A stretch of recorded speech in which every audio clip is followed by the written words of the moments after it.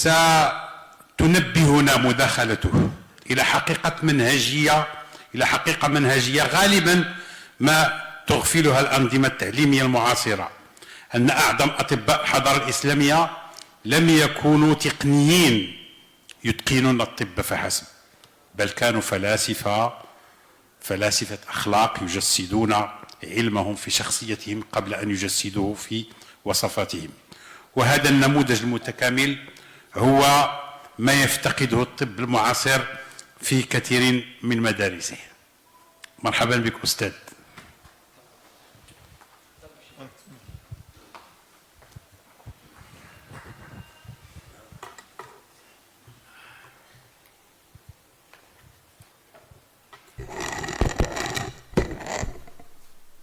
السلام عليكم ورحمة الله.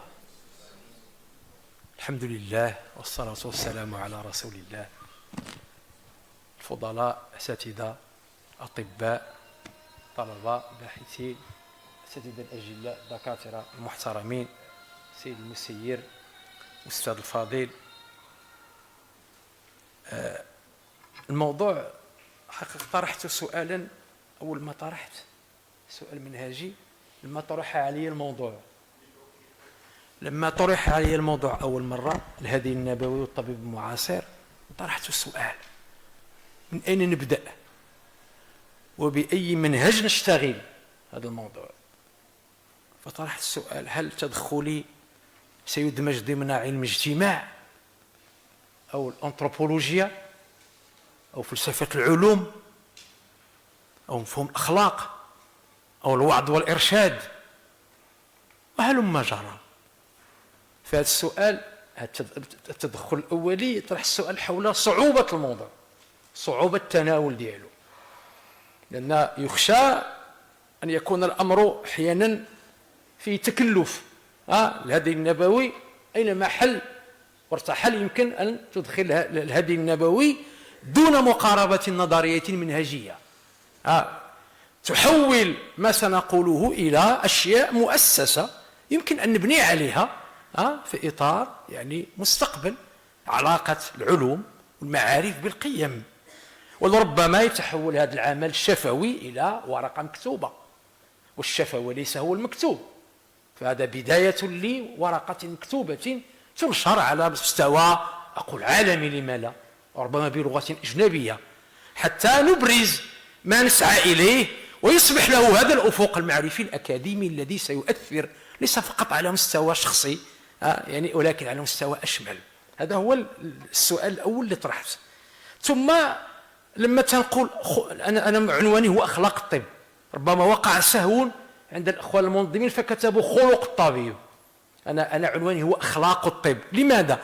لأن أخلاق الطب هي أكثر تواضع من خلق الطبيب، لأن الخلق وإنك لعلى خلق عظيم، يعني الرسول عليه الصلاة والسلام في القرآن إنك لعلى خلق. لا يمكن أن نتكلم عن أخلاق، هذا رأيي الشخصي، أنه الخلق هو للاستمداد، الخلق للاستلهام نبوي، لكن الممارسة أخلاق وليس خلق، هذا رأيي. ولذلك سأتكلم عن أخلاق ولا أتكلم عن خلق. ذكر أستاذي الفاضل الدكتور سيدي خالد الصمدي السوربون، ذكر جامعة السوربون وكيف أن السوربون تهتم بالقيم الكونية، هل هي موجودة، وفتحوا الباب لبرنامج في السوربون، وما أدراك ما السوربون. فأنا أيضا أبدأ بالسوربون لكن بشكل آخر. سنة 1883 سينبري المستشرق المثير للجدل إرنست رونو يلقي محاضرة في جامعة السوربون بعنوان، وقتها سماها الإسلاميزم إلى سيانس، ولا يقصد الإسلاميزم بمفهومنا الحالي، يقصد الإسلاميزم على وزن كريستيانيزم جودايزم. فلما طبع الكتاب حولوا إسلاميزم فصار الإسلام إلى سيانس، وهو موجود كتاب رائع جدا في هذه المحاضرة، رائع من الناحية المعرفية ليس من ناحية القيم التي أراد رونو أن يمررها. شنو هو مشكل رونو؟ مشكل رونو اللي يقض مضجع رونو هو ارتباط وثيق بين الزمن والروح في الإسلام. لو temporel et le spirituel. وبالتالي رونو يسعى رونو إلى القول بأنه الهدف الذي ينبغي أن نصل إليه هو لما يتم الانفصال بين الزمن والروح سيؤدي إلى انعتاق فكري ومعانقة للعلم والفكر الفلسفي. شوف الكلام ديال رونو، وهذا مع الأسف لم يسلم منه حتى المفكرون العرب. تعرفون من رد على رونو في هذه النقطة؟ جمال الدين الأفغاني. وكان رد جمال الدين الأفغاني محتشما وخجولا جدا، ولم يصل إلى إدراك مقاصد رونو في يعني مقالته هذه ومحاضرته هذه. في سياق مماثل يأتي كتاب ماكس فيبر الشهير Le désenchantement du monde، وهو نزع السحر عن العالم، دائما في نفس السياق، لأن العالم حينما ندخل المنظومة الدينية في الحياة في العلم نحن في إطار السحر، فلا بد من إزالة هذا السحر لكي يتحقق الموضوعية والعلمية. هذا لاحظتوا فين دخلت أنا، باش بديت كيفاش المفاهيم بدات كتبلور باش نوصلوا للقيم والأخلاق والطب وما جاور. لكن سيأتي رجل فاضل اسمه طلال أسد. طلال أسد هذا أنثروبولوجي عالمي وصل صيته الجامعات الأمريكية والإنجليزية، هو ابنه محمد أسد اللي كان معروف بيو بوينت فايس، مشهور، الذي ترجم القرآن الإنجليزية وعنده كتاب الإسلام في مفترق الطرق. ابنه طلال أسد من كبار الأنثروبولوجي العالميين، من الذين أبدعوا في نقد هذا التوجه بنظرية اسمها discursive tradition، أي تشكل التقاليد. ألخص بجملة واحدة ما الذي يريد أن يقوله طلال الأسد. يقول الإسلام ليس مجموع اعتقادات جامدة، بل كنمط حياة تبلور في التاريخ منظم حول نصوص مرجعية.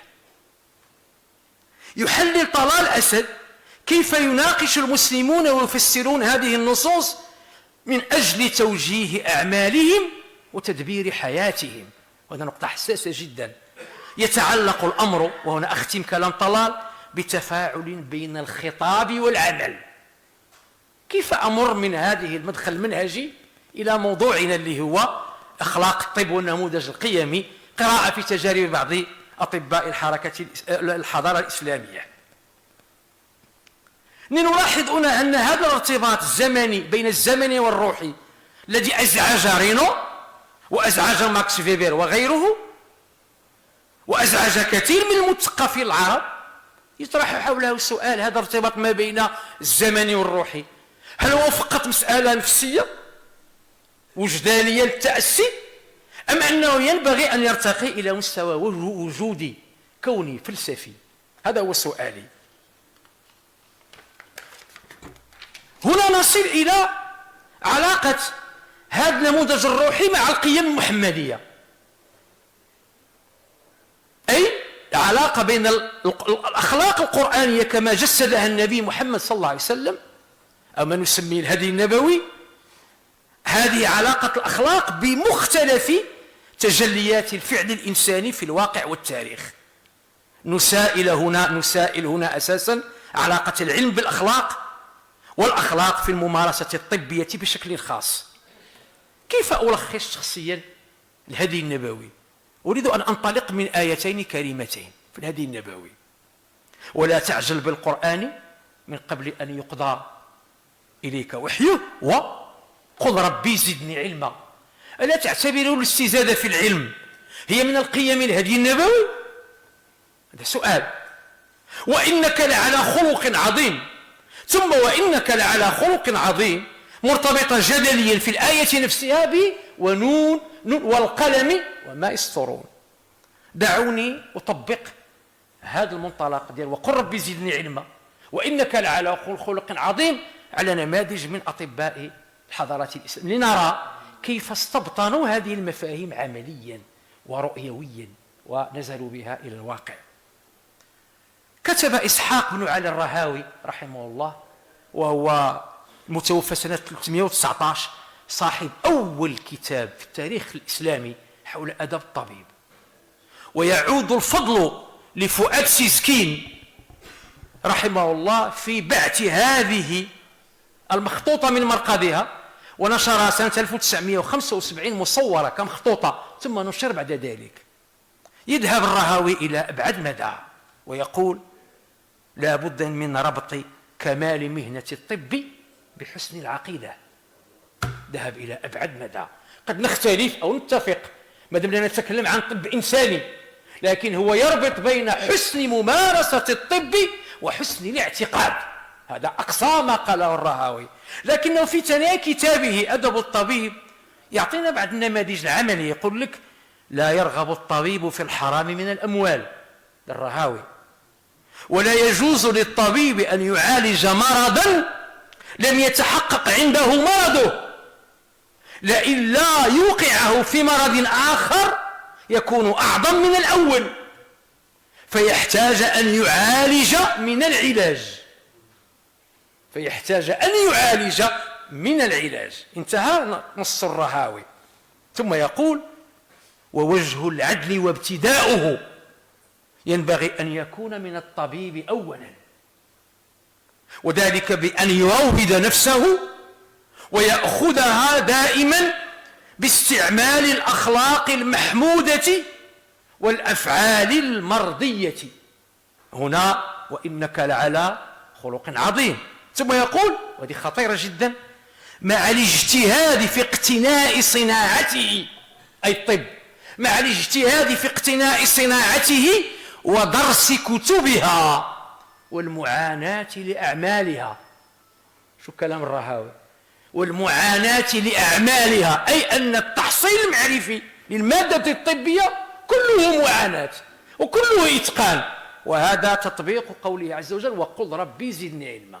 هنا يتجسد النموذج المحمدي في استبطان هؤلاء الفضلاء لما يكتبون ولما ينظرون له ولما يسعون لتطبيقه. أمر إلى نموذج بسيط بسرعة: ابن النفيس، لأبرز أيضا جوانب ارتباط هذا الجانب العلمي بالجانب القيمي والأخلاقي.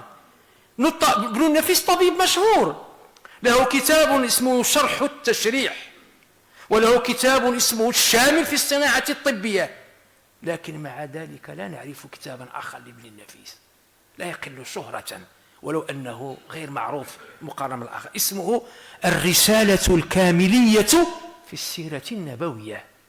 هذا ابن النفيس. وهذا الكتاب اللي هو الرسالة الكاملية في السيرة النبوية عنده اسم آخر اسمه فاضل بن ناطق، وهو قد رد به على حي بن يقظان لابن طفيل. ومفاد هذا الكتاب لابن النفيس الطبيب وهو أن يرد على فكرة أن الإنسان يمكنه الوصول إلى الحقائق الكونية الكاملة والشرائع دون وحي، ويؤكد على أهمية النبوة. ما الهدف من هذا الربط؟ تعرفون كلكم ابن النفيس الطبيب والدورة الدموية، لكن هؤلاء الفضلاء لم يكونوا يفصلون في حياتهم العملية بين إتقان المادة الطبية تأليفا وممارسة، لكن بين التأليف أيضا في قضايا العقيدة والنبوة والسيرة وغيرها، حتى صار التأليف أيضا لا فصل جدلي بين القيم وبين الممارسة العلمية والمعرفية. هذه الرسالة التي أردت أن أمررها من خلال أن نعتقد أن ابن النفيس الذي يكتب في السيرة النبوية ليثبت أهمية النبوة أن يستحضر القيم النبوية في ممارسته الطبية، يعني أن هذا التأليف في ذاته هو ضامن أكثر من القول وأكثر من الإحساس وأكثر من الاتعاظ وأكثر من الجانب النفسي الصرف، لأن هذا التأليف يجعلك تستبطن هذه الأخلاق عملا وتأليفا وتأسيسا وتنظيرا. هذا ابن النفيس. ثم أن ابن النفيس لا يخفى عليكم أن تاج الدين السبكي في طبقات الشافعية الكبرى يجعله في أعلى الهرم، فابن النفيس أيضا من طبقات الشافعية الكبرى، وهو الذي شرح كتاب الفيروزابادي التنبيه في الفقه الشافعي. لاحظنا كيف بدأ يظهر لنا ابن النفيس.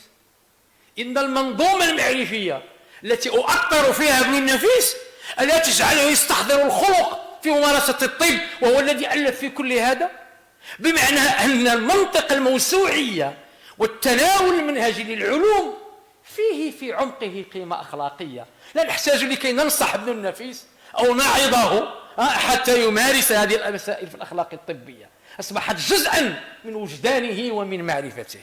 النموذج الثاني بعجالة هو ابن الهيثم.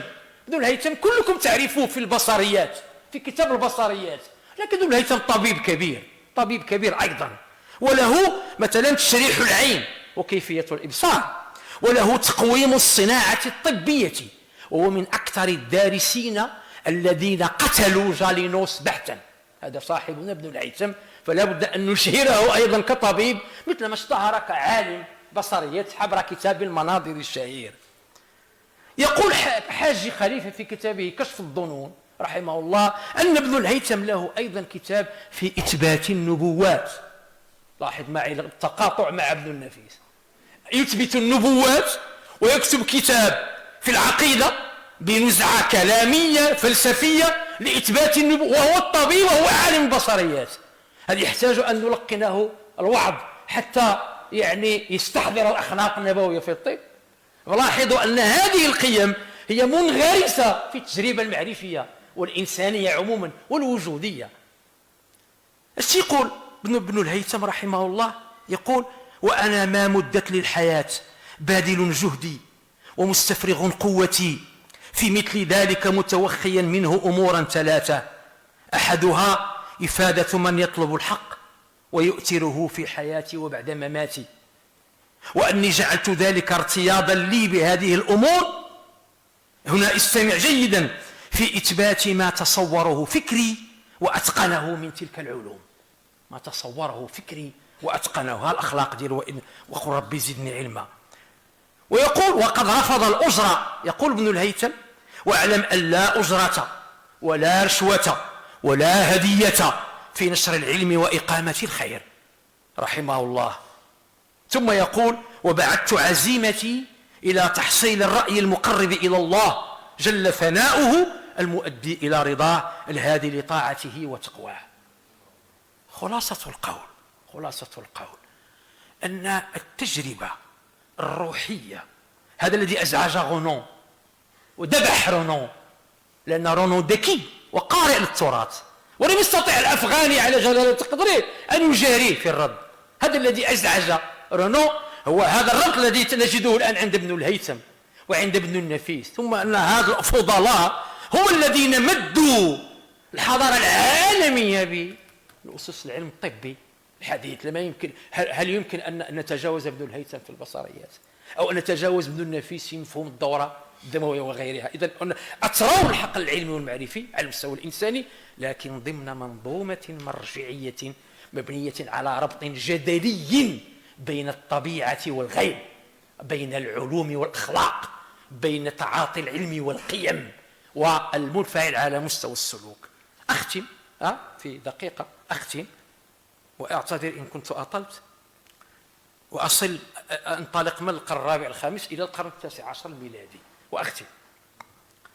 نشر الباحث عبد القادر الكحاك رحمه الله مقالة في مجلة غوفي دو لوكسيدون ميزيلمون et de la Méditerranée، العدد السابع 1970. نشر إجازة لأحد أجداده اسمه محمد الكحاك رحمه الله، التي، وأنا أعرج على ما ذكره الدكتور الفاضل سيدي خالد الصمادي حول ما تكلم عن إجازة محمد بن صالح الكتامي وهي شهيرة.